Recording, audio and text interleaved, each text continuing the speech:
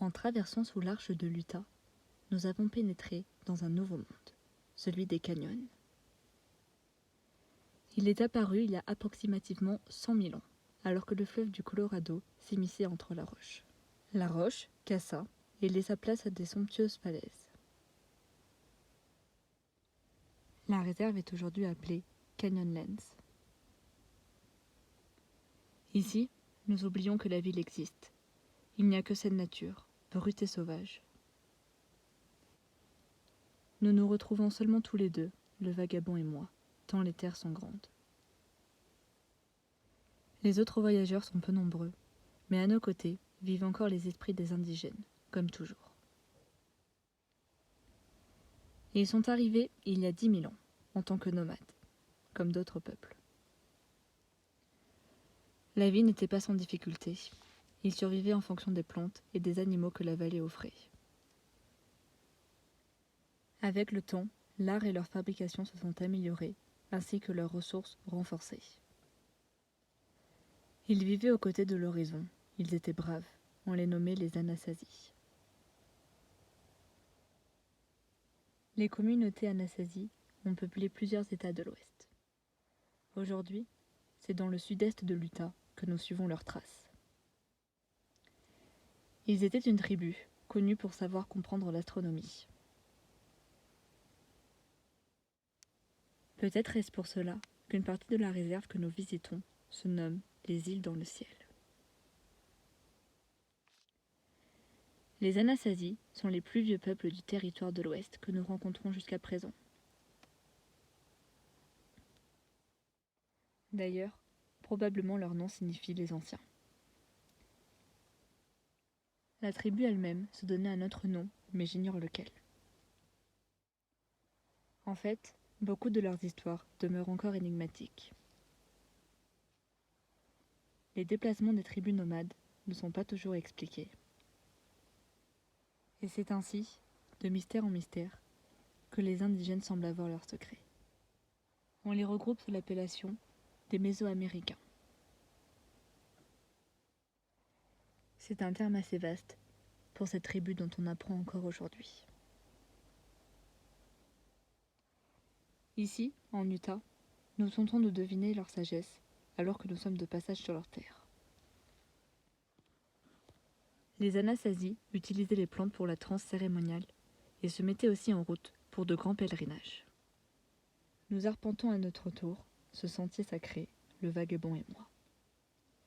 Nous nous enfonçons dans les canyons, recouverts par les falaises, et nous espérons que les Kachina, les esprits que priait le peuple, existent encore et veillent sur nous à ce moment. Les terres sont impressionnantes.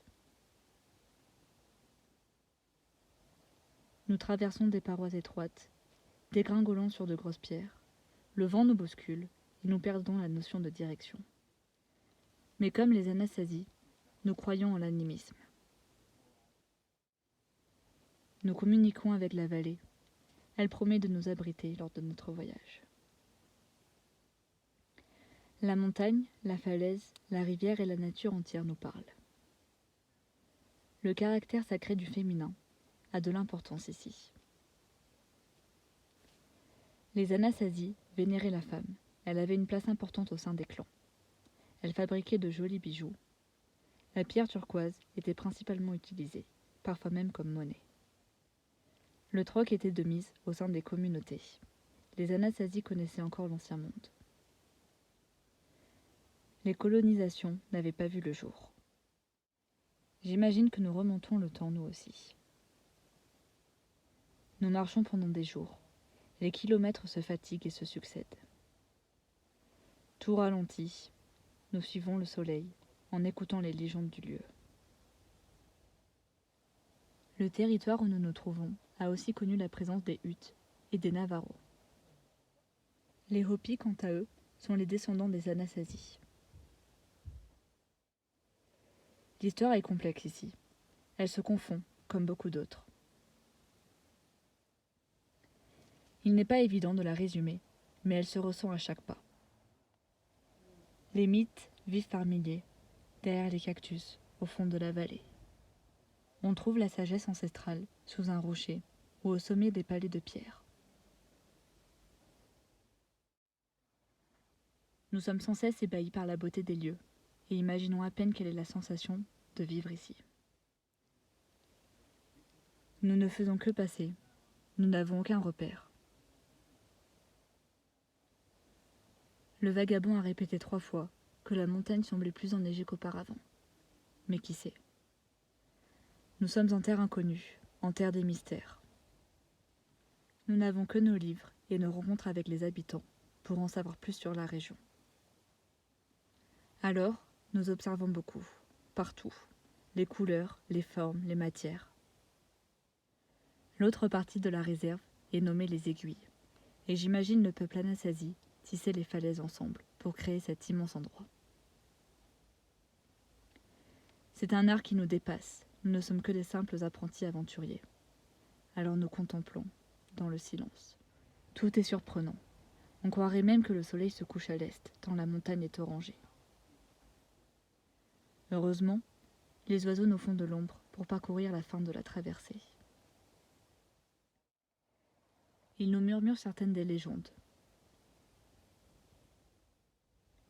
Une histoire Anasazi raconte l'existence d'un petit homme nommé Kokopelli.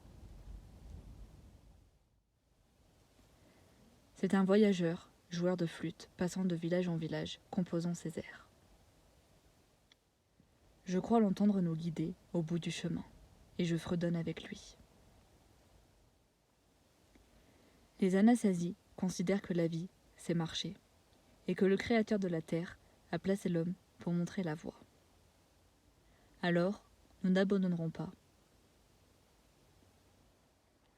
Nous découvrirons le canyon, peu importe son immensité, afin d'honorer les croyances des anciens sages. Nous serons nomades nous aussi. Nous célébrerons les racines de l'humanité. Nous apprendrons à nous connaître nous-mêmes.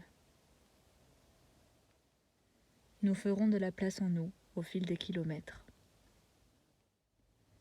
Nos peurs s'effondreront sous le vent. Et sur Canyonlands, nous nous lèverons. Un jour, j'espère que nous serons des millions. Aussi nombreux que les anciens peuples, et que nous vénérons le sacré tous ensemble. Les peuples ancestraux ont des enseignements qui font sens encore à notre époque. Qu'importe que nous soyons indiens ou que nous habitions la vallée, l'initiation est commune à l'humanité. Alors partons redécouvrir la terre. Partons à notre rencontre. Il nous faut rejoindre le monde avant que le joueur de flûte ne cesse sa mélodie et que les derniers pueblos s'éteignent et qu'on enterre le souvenir des Anasazi.